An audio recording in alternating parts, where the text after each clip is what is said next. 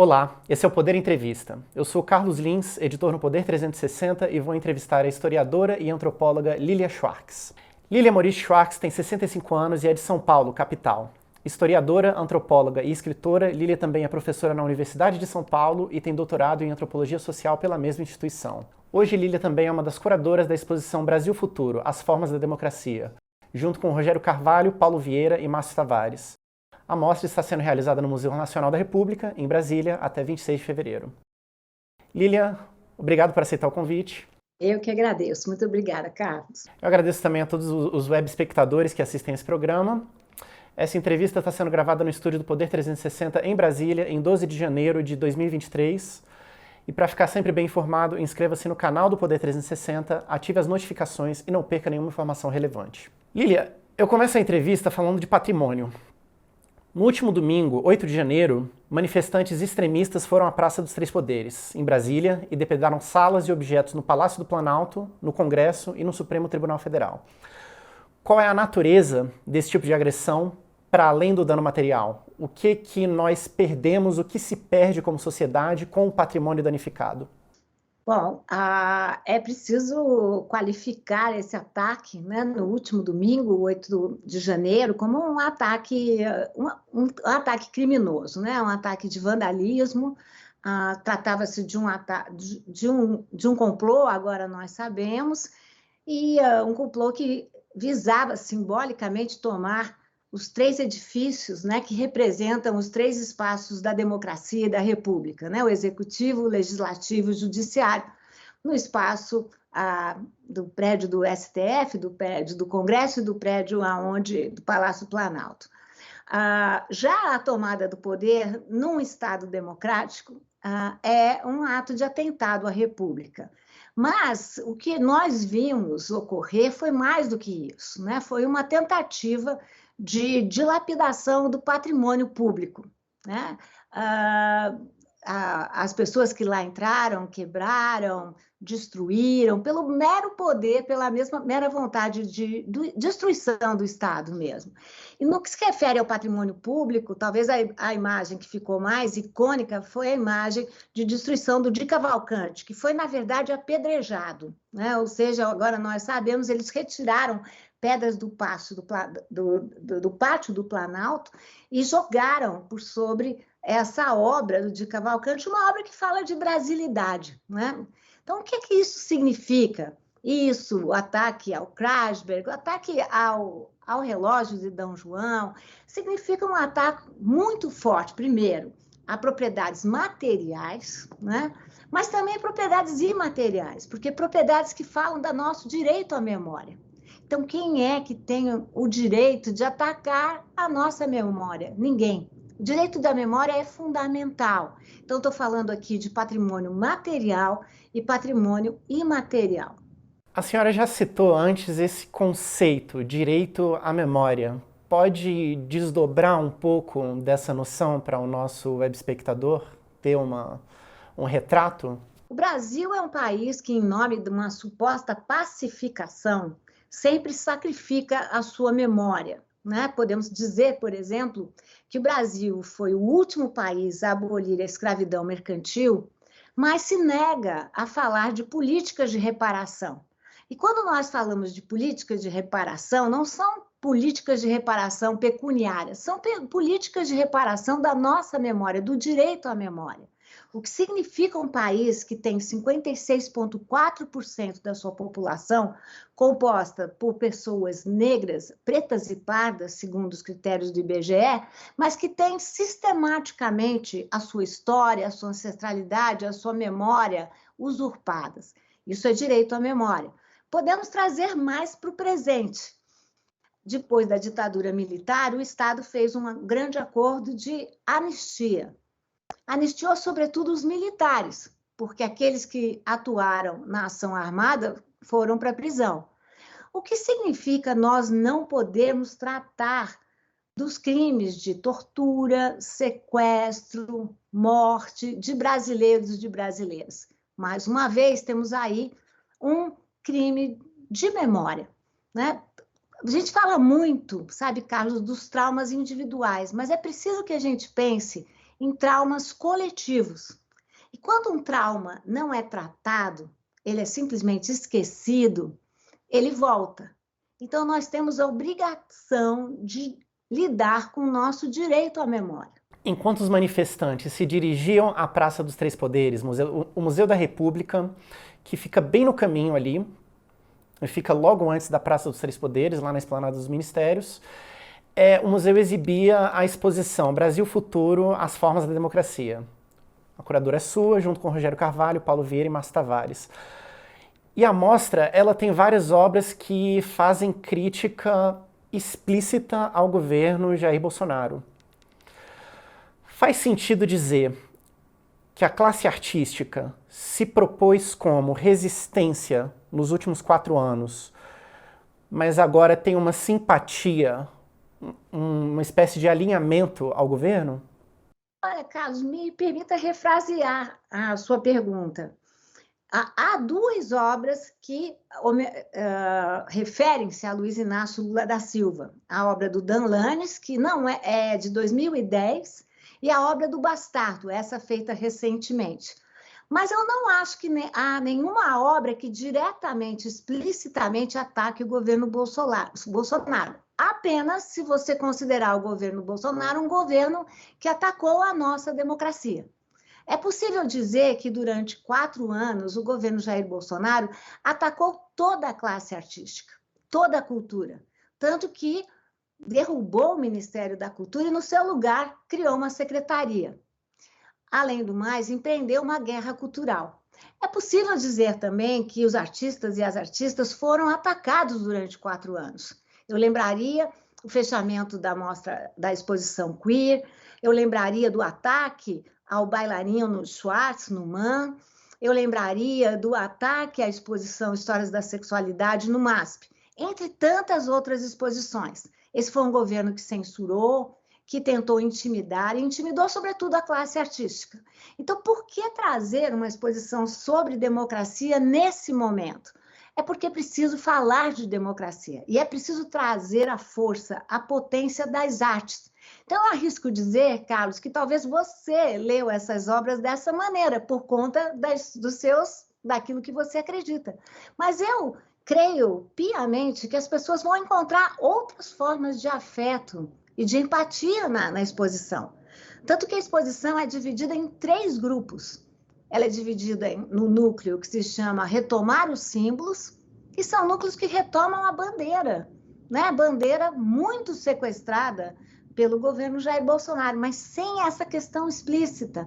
Há um núcleo chamado Descolonizar, que faz uma crítica muito mais ampla, de como a nossa história foi sempre muito colonial, masculina, europeia, portanto branca, e um núcleo que se chama Somos Nós, que é essa ideia de que são muitos os nossos Brasis. Então, eu diria que a exposição é muito mais uma exposição que cobre a democracia dos brasileiros e das brasileiras, tanto que o primeiro texto, o texto de abertura, chama atenção para a ideia como democracia é um projeto incompleto. Então, eu não acho que a exposição é uma exposição consagratória do governo de Luiz Inácio Lula da Silva. É uma exposição que cobra mais, porque chama atenção para a ideia que a beleza e o desafio da democracia está na sua incompletude. O desafio porque sempre existem direitos novos na nossa agenda cidadã. E a beleza porque na inconclusão da democracia reside a grande beleza desse regime, porque ele sempre tem que se aprimorar, ele é sempre incompleto. Sobre a exposição, Lília, chegou a circular pela internet um vídeo em que uma manifestante entra na exposição, entra no museu e tenta tocar uma das obras. E ela diz, abrem aspas, eu que banco isso daqui, eu não posso tocar? Fecham aspas. De onde vem essa forma de conceber o bem público, de eu pago impostos, então isso me pertence de alguma forma? Eu penso que essa é uma má compreensão, uma compreensão incompleta da cidadania e da democracia. A cidadania é uma franquia da democracia, ou seja, nós franqueamos a nossa representação para aqueles que a gente votou, para aqueles que nós elegemos. Essa compreensão vai para o Estado, então faz com que essas mesmas pessoas, porque eram grupos bolsonaristas, né? Por isso que o museu ficou fechado por alguns dias, fechamos antes da destruição, isso é bem importante, graças à ação da diretora do museu e à ação da equipe de produção e aos monitores e à segurança do museu. Mas essa é a mesma compreensão dessas pessoas que tomam edifícios públicos como se fossem deles, que tomam o Estado como se fosse uma propriedade privada. Não é. E são essas mesmas pessoas que acham que as obras dos artistas lhes pertencem, não pertencem. O fato de eu pagar imposto é uma obrigação para o Estado aonde eu habito. E como é que nós nos manifestamos? A partir da nossa representação democrática. Então, eu penso que isso é uma má compreensão de muitos brasileiros e brasileiras com relação ao Estado. O Estado não é casa própria. Há uma confusão, Carlos, entre esferas públicas e esferas privadas, né? Há um limite aonde eu, Lília, como cidadã privada, posso atuar. O resto, cidadania é uma franquia. E nós precisamos aprender isso, precisamos respeitar a democracia e, portanto, respeitar as instituições da democracia. E essa é uma compreensão equivocada em relação às obras de arte. Né? As obras de arte não devem ser tocadas porque elas precisam ser preservadas, porque aquela pessoa tem o direito de observar a exposição, mas outras pessoas também têm. É por isso que a gente preserva o patrimônio público, né? E como foi a reação, tanto como foi a reação do museu no momento da manifestação e, de um modo geral, como que as instituições museológicas devem reagir, podem reagir a esse tipo de instabilidade? Olha, eu penso que há um lado nas instituições museológicas, e por isso a existência dos monitores, que são sensacionais, né? Os monitores e as monitoras, os educadores de uma forma geral, que são sensacionais no Museu da República e em outros museus. Qual é o papel? Educar. Faz parte da educação explicar que não é possível tocar nas obras. Faz parte da educação também mostrar que uma exposição, como nós estávamos conversando antes, não tem mensagem única. Ela toca, emociona a partir da sua experiência. Tanto que quem for a uma exposição como essa, que é uma exposição que tem 200 obras, né, mais de 50 artistas, há de se emocionar com obras diferentes. E essa é a beleza da arte. Né? A beleza da arte é essa, porque ela mexe com a experiência de cada um. E qual é o papel de nós, né, que eu também trabalho como curadora, é difundir a arte e educar para essa experiência com a arte, uma experiência democrática com a arte. E o museu fechou por alguns dias e já está aberto de novo, com segurança, é claro, mas já está aberto, porque a ideia era um pouco essa, não é? Ou seja, trazer uma experiência democrática para o público em Brasília. O público que é a favor, o público que é contra, mas que vai se encontrar, né, dentre essas quase 200 obras da exposição. E o que a gente deve esperar de política cultural e patrimonial no governo Lula nos próximos 4 anos? Os sinais são bons, as nomeações do Ministério da Cultura, você considera elas um bom indício?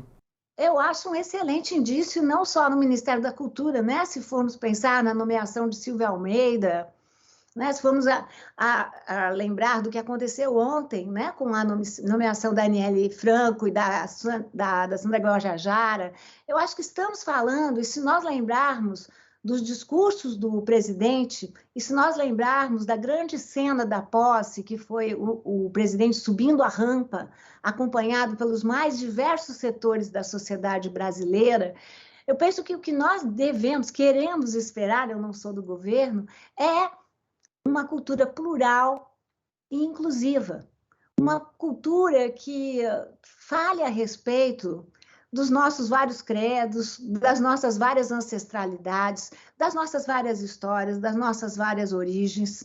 Enfim, quanto mais plural, mais democrática ela será. Eu penso que a indicação da Margarete Menezes, né, uma pessoa que vem aí com uma outra escola tão importante, não é? A escola do samba, a escola das redes de sociabilidades negras, a nomeação como secretário adjunto do Márcio Tavares, uma pessoa com grande experiência de gestão, grande experiência democrática, eu acho que elas vêm aí para somar, né? Não para excluir ninguém. Nós viemos de um governo que se pautava na ideia de exclusão social, ou seja, o presidente só geria o Estado a favor das pessoas que compactuavam do mesmo crédito, da mesma experiência de gênero e de sexualidade, da mesma raça, da mesma composição de classe. E eu acho que um governo democrático não é isso. Eu acho que a gestão cultural não é isso. Ela tem que ser plural para ser, de fato, inclusiva. Em se tratando de representação, de representatividade, dos 37 ministros nomeados pelo governo, 11 são mulheres e 13 são pessoas que não são brancas. Como que nós devemos ler esses números? Como avanço, como algo decepcionante, como um híbrido das duas coisas? Olha, Carlos, como eu defini para você, democracia é sempre regime incompleto, né? Se nós voltarmos à Grécia, onde foi gestada a ideia de democracia, não votavam estrangeiros, mulheres e escravizados, a maior parte da população. Se nós compararmos o atual governo Lula e a indicação de ministros com os governos anteriores, se trata de um grande avanço.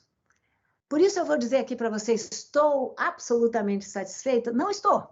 Eu acho que precisamos ver agora como é que vão ser montadas também as equipes desses diferentes ministros e o quão representativas serão essas equipes. Nós tivemos a experiência no Chile em que o presidente Boric fez um ministério de mulheres, não é isso? Ou seja, então podemos querer mais? Podemos querer mais.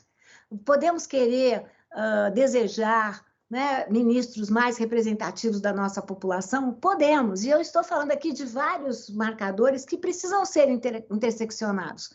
Não só os marcadores de gênero e sexualidade, como marcador de raça, mas também como marcador de região. Estamos representativos nas várias regiões? Também os marcadores de geração são representativos dos ministros nesse sentido? Então, como eu disse, esse é o desafio e essa é a beleza da democracia, né? Porque cabe a nós, cidadãos, nunca delegar totalmente a representação, porque a gente tem que manter a nossa vigilância cidadã. A gente pode desejar mais? Pode mais. Foi um avanço? Foi também. Lília, para finalizar, eu gostaria de citar uma obra da exposição, a pintura Orixás, da artista Djanira. Expograficamente, ela ocupa um lugar de grande destaque na mostra. Esse quadro ele ficava no Palácio do Planalto, em exibição. Ele foi retirado de lá no governo Bolsonaro, ficou guardado e agora retornou a um espaço de visibilidade. A minha pergunta é, uma troca de governo também é uma troca estética, uma troca de estética? Na história do Brasil é possível falar em uma estética da direita, uma estética da esquerda? A disputa política também se dá nesse âmbito? Olha, é claro que a arte, ela também se move em função dos desejos, das empatias dos artistas, e é claro que nós já vimos muitas experiências das obras de arte serem usadas para ambos os lados. Mas eu não diria que existe uma obra de direita ou de esquerda, né? Senão que seria do Pirandello. Pirandello, um literato maravilhoso e que teve muitas simpatias com o fascismo. Então, eu penso, até falei isso na posse da ministra Margarete Menezes, que a arte não é consequência de nada, ela causa, ela não é produto, ela produz. Eu sempre digo que a arte não é a pedra que fica embaixo no rio, ela é o próprio rio. Em que sentido? Porque a arte produz valores, produz concepções. No que se refere ao nosso palácio, a obra da Djanira ficava no Salão Nobre. Ficou em governos mais à esquerda, mais à direita, concorda? Ela sempre esteve lá, é uma obra de 62. Não foi porque chegou a ditadura militar que a obra foi retirada. Por que a obra foi retirada agora? Justamente porque o governo Jair Bolsonaro, que foi o que eu defendi na outra questão, foi um governo sectário. Portanto, a primeira-dama se sentiu ofendida, entre aspas, com essa obra que traz a força das religiões de matriz afro-brasileira. Foi por isso que a obra foi retirada e foi por isso que a obra foi, inclusive, perfurada por uma caneta, como eu tenho chamado a atenção. Então, isso que não pode. O que não vale é sectarismo. Né? É claro que cada primeira-dama, cada personalidade, porque eu acho que elas não devem ser chamadas de primeiras-damas, porque isso também é um chamamento bastante misógino, não é? Mas vamos dizer que cada uma dessas personagens que entraram no palácio procuraram imprimir as suas personalidades.